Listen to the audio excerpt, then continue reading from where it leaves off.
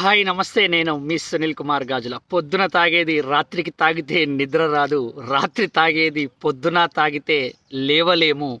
కానీ పొద్దునైనా సరే, రాత్రైనా సరే నువ్వు నడిచే నడక మాత్రం నిన్ను శారీరకంగా, మానసికంగా ఆరోగ్యంగా ఉంచడానికి ఆస్కారం ఏర్పడుతూ ఉంటుంది.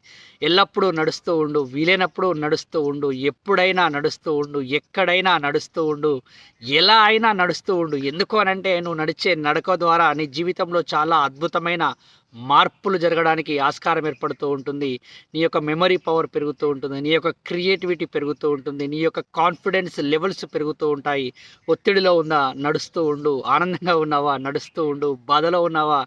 నడుస్తూ ఉండు. నిజంగా ఒక్క నడకను అలవాటు చేసుకోగలిగితే నీ జీవితంలో చాలా అద్భుతమైన మార్పులు జరగడానికి ఆస్కారం ఏర్పడుతుంది.